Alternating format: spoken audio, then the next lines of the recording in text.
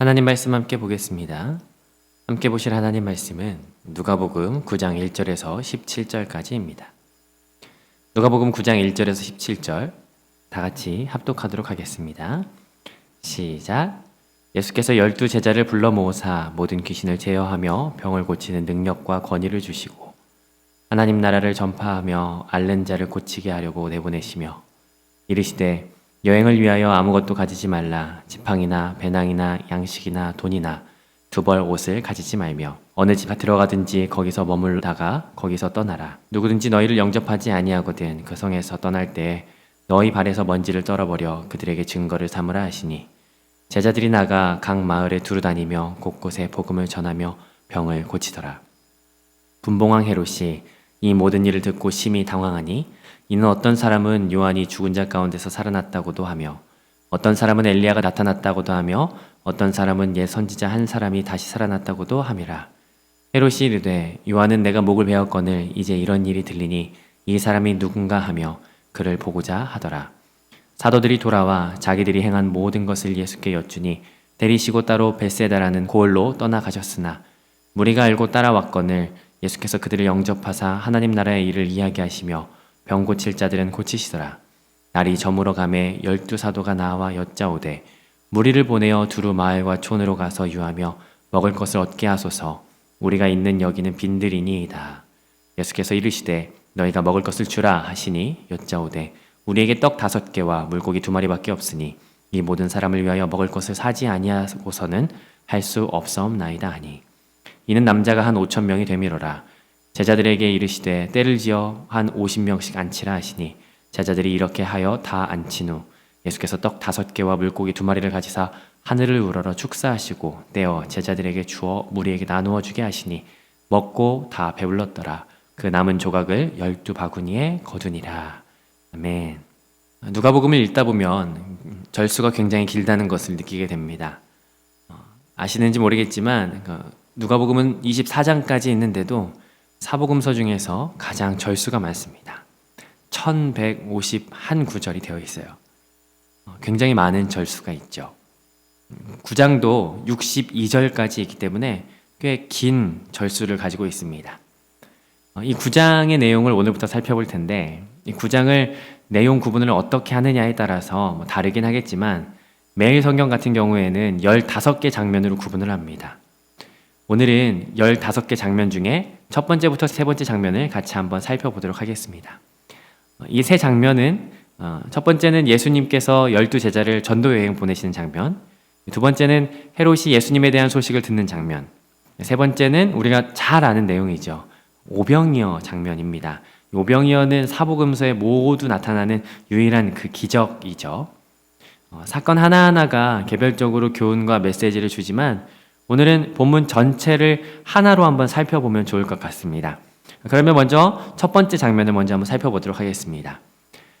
첫 번째 장면은 예수님께서 제자들을 전도여행 보내는 장면이에요.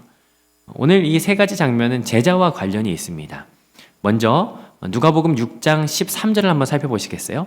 6장 13절에서는 예수님께서 12제자를 택하십니다. 밝음에 그 제자들을 부르사 그 중에서 12를 택하여 사도라 칭하셨으니 그리고 이 12명을 특별히 뭐라고 부르시나요? 사도라고 부르세요. 사도, 보냄을 받은 자, 어떤 특별한 목적을 가지고 보냄을 받은 이를 말합니다. 그런데 이 12제자는 지금까지는 그저 어떤 동료나 청중에 불과했어요. 오늘 9장에서는 조금 다른 걸 보게 돼요. 그게 뭐냐면요. 본문 1, 2절을 제가 다시 한번 읽어보겠습니다. 예수께서 12제자를 불러 모으사 모든 귀신을 제어하며 병을 고치는 능력과 권위를 주시고 하나님의 나라를 전파하며 앓는 자를 고치게 하려고 내보내시며 예수님께서 12명에게 무엇을 주셨어요? 능력과 권위를 주셨어요. 그리고 보내시죠. 이게 6장과 조금 다른 장면이에요. 지금까지는 청중의 입장이라면 이제는 적극적으로 사역할 수 있도록 예수님께서 보내시는 장면이 등장합니다. 이 보내다라고 하는 것이 사도, 보냄을 받은 자라고 하는 것과 어긋이 같습니다. 왜 보내셨을까요? 목적이 뭐죠? 하나님 나라를 전파하고 앓는 자를 고치기 위해서 보냈다라고 하는 거예요. 예수님께서 이 땅에서 하신 세 가지 사역이 있습니다. 가전고라고 제가 말씀드렸어요. 하나님의 말씀을 가르치시고 천국 복음을 전파하시고 병든 것과 모든 약한 것을 고치셨어요. 그래서 가전고라고 하는데 그 예수님의 사역을 동일한 사역을 위임받는 거예요. 가서 복음을 전하고 고치라라고 하는 이 사역. 여기에서 우리가 생각해 볼 수 있는 것이 있죠. 우리가 하는 사역은 다른 것이 아니라는 겁니다. 보냄을 받은 자로서, 부름받은 자로서 그 모양과 방법이 조금 다를 수는 있겠지만 본질은 분명해요. 그건 뭐냐면 예수님의 모습을 담는 겁니다. 예수님이 가르치시고 전파하시고 고치신 것처럼 우리가 가야 할 길, 우리가 해야 할 사역도 가르치고 전파하고 고치는 사역이 그게 우리의 목적이 되어야 될 것이라는 거죠. 아무튼 예수님께서 보내셨습니다. 그 결과가 뭐죠? 6절에 나타나요. 9장 6절에 보니까 제자들이 나가 각 마을에 두루 다니며 곳곳에 복음을 전하며 병을 고치더라. 제자들이 어떻게 했다고요? 복음을 전하며 병을 고쳤다라고 하는 기사로 이 첫 번째 장면이 마무리가 되죠. 이 본문에서 우리가 주목해야 될 게 있어요.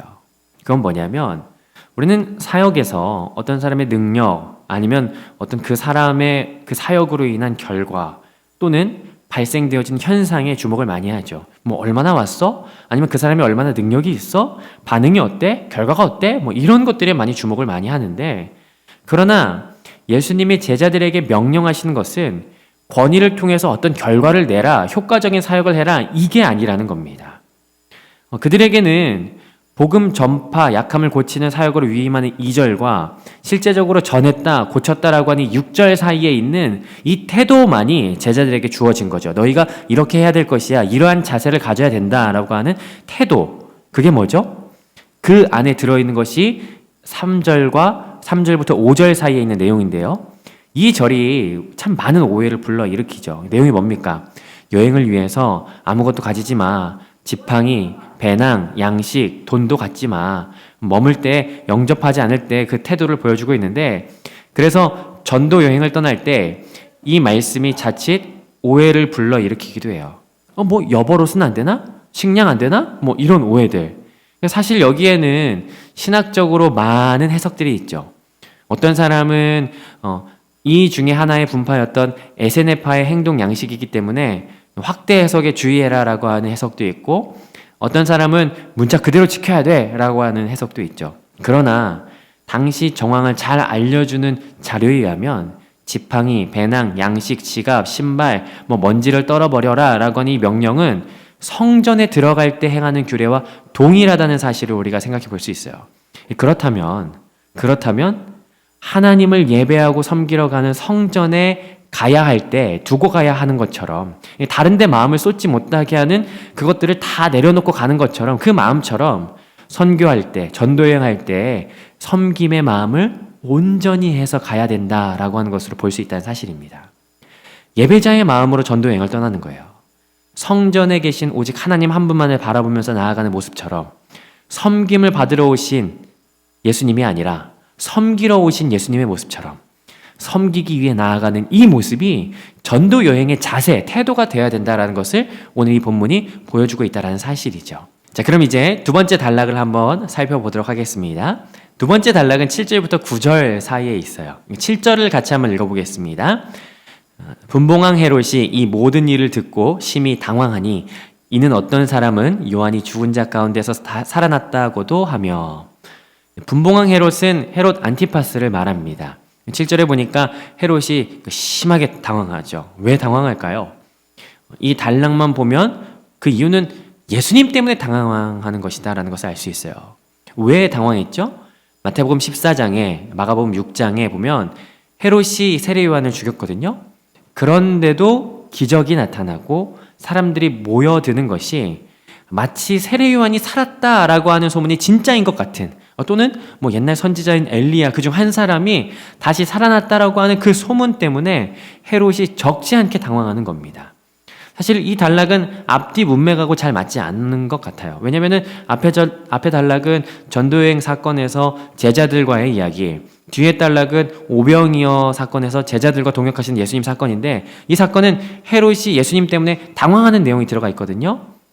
그런데 조금만 생각해 보면 예수님으로 인해서 사람들에게 어떤 충격이 가해지는지를 찾아본다면 실마리를 찾을 수 있을 것 같습니다. 사람들이 예수님을 어떻게 여기는 거죠? 죽은 세례 요한이 살아난 것 같은, 엘리야가 다시 살아난 것 같은 사람으로 여기는 거예요. 그러면 그 이면에 뭐가 깔려 있는 겁니까? 두려워하고 있는 겁니다. 기이하게 여기는 거예요. 놀라는 거죠. 복음이 전파되고 약한 것들이 치료되는 현장에서 사람들에게 반응이 나타나기 시작하는 거예요. 심지어 왕조차도 당황하게 되는 거죠. 복음은 부끄러운 것이 아닙니다. 담는 질그릇이 흠이 있고 지저분할 수 있죠. 그러나 보석은 질그릇에 담기든 금그릇에 담기든 보석에는 보물에는 변함이 없어요. 복음이 전해질 때 놀라운 역사가 일어나는 것이죠. 제자들이 복음을 전한다면 아마 이런 일이 계속 되어질 것을 암시하는 단락이 바로 이 단락에 있습니다. 자, 마지막 단락입니다. 마지막 단락은 오병이어 사건이죠. 오병이어는 많은 기적 중에서 사복음서에 들어간 유일한 기적이에요. 그래서 아마 우리가 가장 친숙하고 아마 설교 중에서 가장 많은 설교를 들었던 그런 본문이지 않을까 생각합니다. 사도들이 돌아왔어요. 마가복음에서는 사도들이 전도 여행을 다녀온 후에 선교 보고를 들으시고 예수님이 좀 쉬게 하시죠. 그런데 무리가 따라왔고 바로 오병이어 사건으로 연결됩니다. 이 본문에 등장하는 장소는 베세다거든요. 베세다는 베드로, 안드레, 빌립의 원래 있던 집이에요. 그 동네죠. 아마 주거 지역에서는 좀 떨어진 베세다의 어떤 빈들이었을 겁니다. 목적이 뭐였어요? 쉼이었어요. 그러니까 뭐 예수님과 제자들이 리트릿 온 거죠. 그런데 사람들이 오니까 11절에 예수님이 그들을 영접하셨어요. 그리고 예수님의 사역을 계속해서 진행해 나가시죠. 가르치시고 전파하시고 고치시는 사역. 그런데 문제는 그 시간이었습니다. 12절에 보니까 날이 저물어 가요. 제자들이 예수님께 제안을 하죠. 예수님, 무리를 돌려보내서 마을과 촌에서 그들의 허기를 좀 해결할 수 있게 하십시다 라고 제자들이 제안을 합니다. 그런데 예수님께서는요, 사실 예수님께서는 이 문제를 해결하실 수 있죠. 아니, 실제로 오병이어 사건은 예수님이 해결하는 사건이에요. 그런데도 오늘 여기서 한번 주목해 보십시오. 예수님이 뭐라고 말씀하세요? 너희가 먹을 것을 주라 라고 하시죠. 제자들을 사역의 자리로 초청하세요. 물론 제자들이 그걸 감당할 만한 능력이 되지 않습니다. 그래서 제자들은 우리 중에 있던 걸 찾던지 아니면 가서 음식을 사오던지 둘 중에 하나를 해야 되는데 있는 음식은 뭐밖에 없어요? 물고기 2마리, 떡 5개 뿐이었어요. 그럼 선택의 여지가 없죠. 그래서 13절에 말해요. 먹을 것을 사지 않고는 할 수 없습니다 라고 말하죠. 여기서 아마 같이 있었던 제자 중에 빌립이라고 하는 사람이 굉장히 계산이 빨랐던 것 같아요. 요한복음에 보니까 이 사람들 다 먹이려면 200데나리온으로도 부족할 겁니다 라고 그렇게 이야기해요. 왜냐하면 인원이 많기 때문에. 남자만 5,000명, 대략 전체는 한 10,000명 이상 될 거라고 생각해요. 그런데 예수님께서 이 문제를 해결하세요. 그런데 이전과는 조금 다른 방식으로 문제를 해결하시는 걸 우리가 보게 됩니다. 여기에 좀 주목을 했으면 좋겠어요. 13절부터 16절까지가 기적이 일어난 장면이거든요. 이 안에서 예수님의 목소리를 한번 찾아보시겠어요? 4번 나옵니다. 4번. 첫 번째는 제자들에게 너희가 먹을 것을 주라 라고 하는 예수님의 목소리. 두 번째는 또 제자들에게 50명씩 앉히라 라고 하는 14절의 내용. 세 번째는 축사 기도하시는 장면. 네 번째는요, 16절에서 드러나진 않지만 제자들에게 너희가 나눠 주라 라고 하면서 이 4번의 목소리가 드러납니다. 이전까지는 예수님이 직접 기적의 주체가 되셨어요.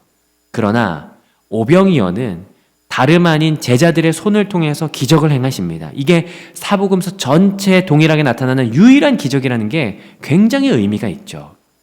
예수님이 힘드셔서 그랬을까요? 아니면 예수님이 능력이 부족해서일까요? 아니요. 예수님께서는 제자들을 사역의 자리로 초청하시는 겁니다. 오늘 말씀을 정리하면서 오늘 이 본문 안에서 제자들은 어떤 사람인지를 우리가 확인할 수 있어요. 제자는 누구죠? 먼저 제자는 보냄받은 자라는 사실입니다. 권위와 능력으로 보냄을 받았어요.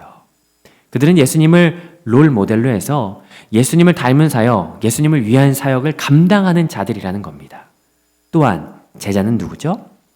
복음을 전하고 약한 것을 고치는 사역을 할 때 세상이 감당 못할 자들이라는 겁니다.